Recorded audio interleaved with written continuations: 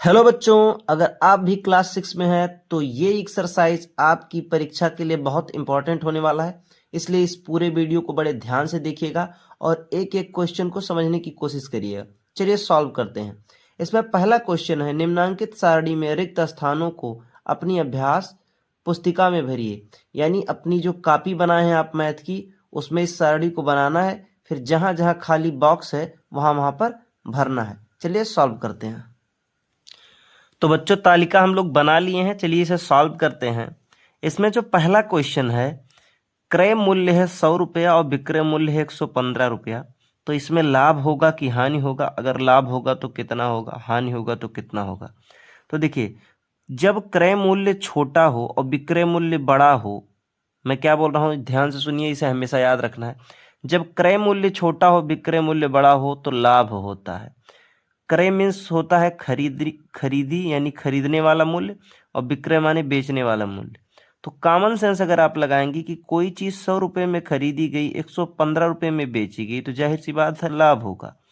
और लाभ का फार्मूला क्या होता है? लाभ बराबर विक्रय मूल्य माइनस क्रय मूल्य। ठीक है, विक्रय मूल्य माइनस क्रय मूल्य। विक्रय मूल्य कितना है? 115। क्रय मूल्य कितना है? 100 रुपये। यानी लाभ कितना निकल गया हमारा? 115 में से 100 घटाएंगे तो 15 रुपये आएगा। यानी जो खाली बॉक्स है यहाँ पर क्या भरा जाएगा? 15 रुपये। अब जब इसमें लाभ 15 होगा तो हानि तो होगा नहीं, इसलिए हानि वाली जगह पे क्वेश्चन में खुद ही ब्लैंक दे दिया है। अगला क्वेश्चन है कि 1500 में कोई चीज बेची गई है और 300 का फायदा हुआ है, 300 का लाभ हुआ है। तो बताओ क्रय मूल्य कितना रहा होगा? तो यही फार्मूला फिर लगाएंगे। क्या? लाभ बराबर विक्रय मूल्य माइनस क्रय मूल्य। ठीक है, लाभ कितने का हो रहा है? लाभ हो रहा है 300 का। बेचा कितने में गया है? 1500 में, माइनस क्रय मूल्य। अब देखिए, क्रय मूल्य माइनस में है तो क्रय मूल्य इधर ले आइए। क्रय मूल्य, अब क्रय मूल्य हो गया प्लस में। इधर 1500 था, 1500 रहने दिए। 300 इधर प्लस में, इधर आएगा तो 300 माइनस हो जाएगा। यानी क्रय मूल्य जो रहा होगा वो 1200 रहा होगा। कितना रहा होगा? 1200। अरे भाई, 1200 का खरीदा होगा और 300 रुपया फायदा पाया होगा, तभी तो 1500 में बेचा होगा। यानी क्रय मूल्य कितना रहा होगा? 1200। तो इस जगह पे भरा जाएगा 1200। तीसरा क्वेश्चन है, किसी सामान का क्रय मूल्य यानी खरीदी रेट जो है वो 700 है, उसको कितने रुपए में बेचा है कि 150 रुपये का हानि हो गया है। ठीक है, अब जाहिर सी बात हुआ है हानि हुआ है, तो हानि का फार्मूला लगाएंगे। हानि का फार्मूला इसका उल्टा होता है, क्रय मूल्य माइनस विक्रय मूल्य। ठीक है बच्चों, ये फार्मूला याद करने की जरूरत नहीं अगर आप अपना थोड़ा सा दिमाग लगा लें। ठीक है, बहुत सारे फार्मूले ऐसे रहते हैं जिनको याद करना एकदम जरूरी हो जाता है, लेकिन ऐसे सोचिए कि हानि माने होता है नुकसान। नुकसान आपको कब होगा? जब आप खरीदे ज्यादा में रहेंगे और बेचेंगे कम में। क्या मैं बोला? खरीदेंगे ज्यादा में, जैसे कोई चीज आप 100 में खरीदे और बेचना पड़ा 90 में, तो क्या होगा? नुकसान होगा। यानी हानि क्या होता, कब होता है? जब क्रय मूल्य माइनस विक्रय मूल्य होता है। और लाभ कब होता है? जब विक्रय मूल्य माइनस क्रय मूल्य होता है। तो हानि देखिए, हानि दिया है 150, यानी हानि की जगह पे 150 लिख लेंगे, बराबर क्रय मूल्य दिया है 700, तो क्रय मूल्य की जगह पे 700 लिख देंगे, माइनस विक्रय मूल्य। अब देखिए, विक्रय मूल्य माइनस में, तो इसको बराबर किधर ले आइए तो विक्रय मूल्य हो जाएगा प्लस में। विक्रय मूल्य के हो जाएगा प्लस में। इधर 700 है, 700 रहने दिए, 150 इधर प्लस में है तो उधर जाके 150 माइनस में हो जाएगा। तो ये आ जाएगा 550। कितना आ जाएगा? यानी विक्रय मूल्य कितने में बेचा होगा? 550 में। यानी 700 की चीज जब 550 में बेचा तो उसे 150 का क्या हो गया? घाटा हो गया, नुकसान हो गया, या फिर हानि हो गया। चौथा है, 1200 का सामान खरीदा गया है, 1100 में बेचा गया है। 1200 का खरीदा गया, 1100 में बेचा गया। हानि हुआ है, कितने का हानि हुआ देख के पता चल रहा है कि 100 रुपये का हानि हुआ है। तो हानि का फार्मूला यही है, यही आपको बता दे रहे हैं कैसे इसको लगाना है। हानि का फार्मूला है, तो हानि कब होता है, क्रय मूल्य माइनस विक्रय मूल्य। क्रय मूल्य कितना है 1200, विक्रय मूल्य कितना है 1100, तो कितने का हानि हुआ 100 रुपये का हानि हुआ। तो यहाँ पर लिख लेंगे 100 रुपये। ठीक है, तो पहला क्वेश्चन आपका हो गया। आई होप आप लोग पहला क्वेश्चन समझ गए होंगे। चलिए सॉल्व करते हैं दूसरा क्वेश्चन। दूसरा क्वेश्चन है, रहीम ने एक घड़ी 1400 रुपये में खरीद कर 1600 रुपये में बेच दिया, उसे कितना लाभ हुआ। कोई चीज खरीदा कितना का गया है 1400 का, बेचा गया है 1600 में, कितने का लाभ होगा चलिए बता रहे हैं। डालेंगे दूसरा क्वेश्चन। ठीक है, लिखेंगे घड़ी का क्रय मूल्य। तो घड़ी का क्रय मूल्य कितना है 1400 रुपये। 1400 रुपये में घड़ी खरीदी गई। घड़ी का विक्रय मूल्य, घड़ी का विक्रय मूल्य बेचा कितने का गया है 1600 का। तो जब विक्रय मूल्य बड़ा हो और क्रय मूल्य छोटा हो तो लाभ होता है। क्या होता है, लाभ। तो लाभ का फार्मूला होता है विक्रय मूल्य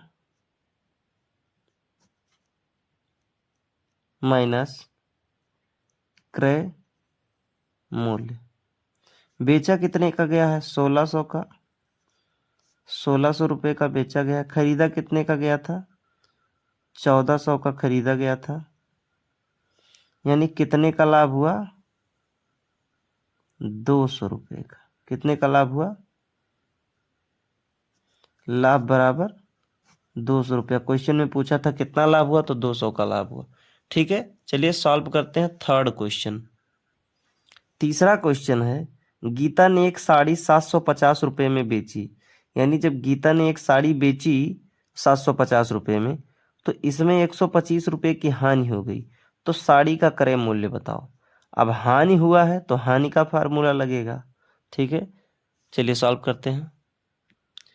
यहाँ डालेंगे तीसरा क्वेश्चन, लिखेंगे साड़ी का विक्रय मूल्य। साड़ी का विक्रय मूल्य, साड़ी कितने में बेचा गया 700 रुपये में बेचा गया। हानि कितना हुआ है, हानि बताया है कि 125 रुपये का हानि हो गया। तो अब पूछ रहा है कि उसका क्रय मूल्य क्या रहा होगा। तो हम पहले हानि का फार्मूला लिखेंगे। हानि कब होता है, जब क्रय मूल्य ज़्यादा हो, यानी खरीदे ज़्यादा रुपए में हो और बेचे सस्ते में हो। ठीक है, तभी तो हानि होगा। अब हानि दिया है 125 रुपया बराबर, क्रय मूल्य नहीं पता है, क्रय मूल्य ही हमको निकालना है। विक्रय मूल्य दिया है 700 रुपये। अब देखिए क्रय मूल्य इधर ही रहने दीजिए, 125 इधर ऐसे रहने दीजिए। 700 माइनस का है तो इधर आके 700 प्लस का हो जाएगा। यानी क्रय मूल्य बराबर साड़ी का जो क्रय मूल्य रहा होगा वो कितना रहा होगा 825 रुपये रहा होगा। ये हमारा साड़ी का क्रय मूल्य निकल गया। तभी तो उसको 125 रुपये का नुकसान हुआ, तभी तो 700 का बेचा। आप लोग बात को समझ पा रहे होंगे। चलिए सॉल्व करते हैं चौथा क्वेश्चन।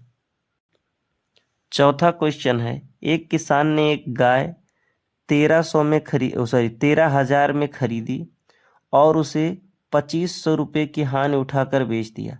यानी खरीदा था कितने का 13,000 रुपये में और 2,500 रुपये उसको घाटा सह के बेच दिया, तो कितने में बेचा।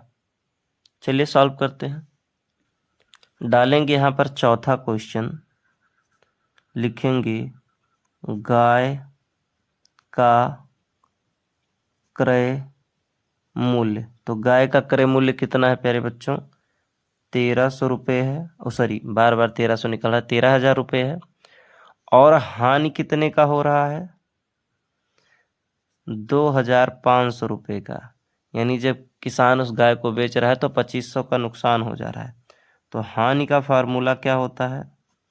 हानि बराबर होता है क्रय मूल्य माइनस विक्रय मूल्य। और हमसे सवाल में पूछा क्या है? विक्रय मूल्य पूछा है।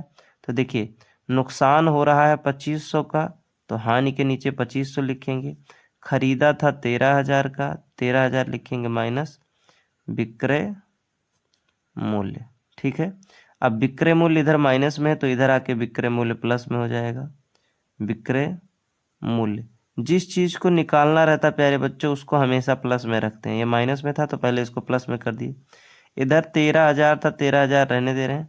2500 इधर प्लस का है तो उधर जाके 2500 माइनस का हो जाएगा, यानी 10,500 रुपये का बेचा होगा। कितने का बेचा होगा? 10,500 रुपये का। विक्रय मूल्य क्या रहा होगा? अगर 10,500 का बेचेगा कोई आदमी, 13,000 की कोई चीज खरीदेगा और 10,500 में बेचेगा, तभी तो उसे 2500 का घाटा होगा। तो आप ये क्वेश्चन भी समझ गए होंगे। चलिए सॉल्व करते हैं 5th नंबर क्वेश्चन। 5वां क्वेश्चन है प्यारे बच्चों, हरीश ने एक पुरानी स्कूटर 7,000 में खरीदी और 600 रुपये उसकी मरम्मत पे खर्च किया। बताइए स्कूटर का लागत मूल्य क्या होगा? चलिए सॉल्व करते हैं।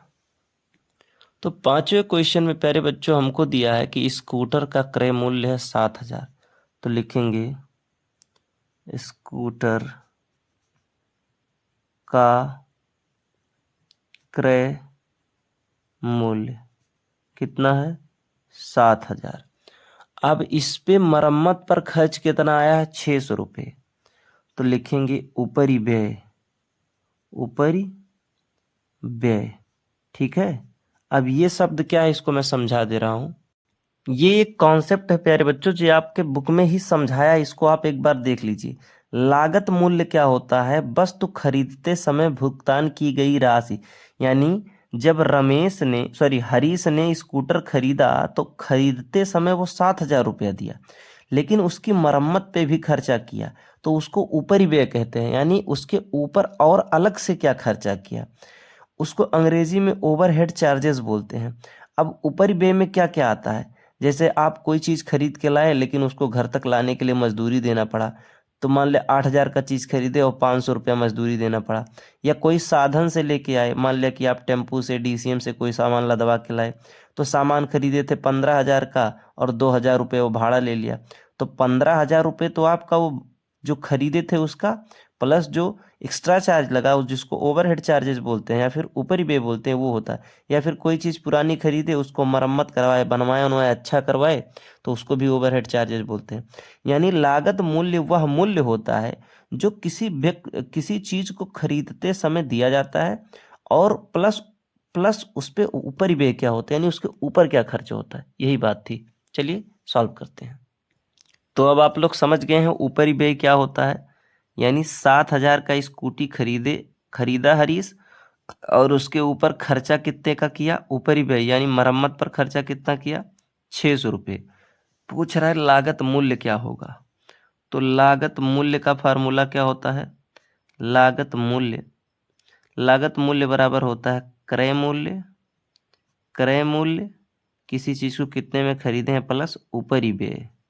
ऊपरी व्यय यानी उसके ऊपर क्या व्यय आया है, क्या अलग से खर्चा आया है। तो खरीदा है 7,000 का, 600 रुपये ऊपरी व्यय आया है, यानी कुल लागत कितना है? 7,600। लागत मूल्य कितना आया है? 7,600। लेकिन कोई पूछे क्रय मूल्य कितना है, तो खरीदा तो 7,000 का है। तो ये भी बात जानी रही है। चलिए सॉल्व करते हैं 6th नंबर क्वेश्चन। 6ठा क्वेश्चन, डेविड ने एक मकान 48,000 में खरीदा। यानी डेविड नाम का कोई व्यक्ति है जिसने एक घर को 48,000 में खरीदा। उसने उसकी रंगाई पुताई और साज सज्जा में 2,000 खर्च किया।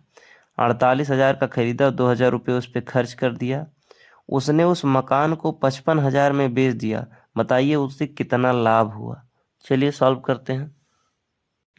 डालेंगे 6ठा क्वेश्चन, मकान का क्रय मूल्य, मकान का क्रय मूल्य कितना है? 48,000 रुपये है। ठीक है। अच्छा, इस पे ऊपरी व्यय, ऊपरी व्यय यानी अतिरिक्त खर्चा जो आ रहा है वो कितने का आ रहा है? 2,000 रुपये का, रंगाई पुताई साज सज्जा का। ठीक है। अब लिखेंगे लागत मूल्य, लागत मूल्य। लागत मूल्य क्या होता है? क्रय मूल्य प्लस ऊपरी व्यय। ठीक है। तो खरीदा था 48,000 का, उस पे 2,000 रुपये और खर्चा किया, तो लागत मूल्य कितना हो गया? 50,000 रुपये। ये लागत मूल्य आ गया। लेकिन हमसे लागत मूल्य नहीं पूछा है, हमसे पूछा गया है कि बताओ लाभ कितने का होगा अगर उसे बेचा कितने में गया है। विक्रय मूल्य भी यहाँ लिख ले रहे हैं, विक्रय मूल्य भी दिया है। जो चीज़ दिया रहे प्यारे बच्चों उसको पहले लिख लेते हैं। 55,000 रुपये का बेचा है। ठीक है, 55,000 रुपये का बेचा है। तो अब हानि होगा कि लाभ होगा? लागत यानी उस मकान में लागत लगा है 50,000 का, बेचा है 55,000 का, तो फायदा ही हुआ। तो लाभ बराबर क्या होता है? लाभ बराबर विक्रय मूल्य, विक्रय मूल्य माइनस लागत मूल्य। यहाँ क्रय मूल्य नहीं लिखेंगे, लागत मूल्य। खाली क्रय मूल्य लिखेंगे तो गलत हो जाएगा, क्योंकि इसके ऊपर ही व्यय भी तो किया है, उस पर और खर्च तो किया है। यानी विक्रय मूल्य था 55,000 और लागत मूल्य क्या है? 50,000। यानी लाभ कितने का हुआ? 5,000 का। लाभ कितने का हुआ? 5,000 का। तो ये हमारा लास्ट क्वेश्चन था। आई होप आप इस एक्सरसाइज को भी बहुत अच्छे से समझे हैं। अगर कहीं भी आपको कोई भी दिक्कत आ रहा है तो आप कमेंट करिए, मैं रिप्लाई देने की कोशिश करूँगा। और मन लगा के पढ़ते रहिए। आपके क्लास 6 के सभी वीडियोस बहुत जल्द ही आपको मिल जाएंगे। 2-3 चैप्टर और बचा है, इसको भी ख़त्म कर देंगे। चलिए मिलते हैं अगले क्लास में, तब तक मन लगा के पढ़ते रहिए।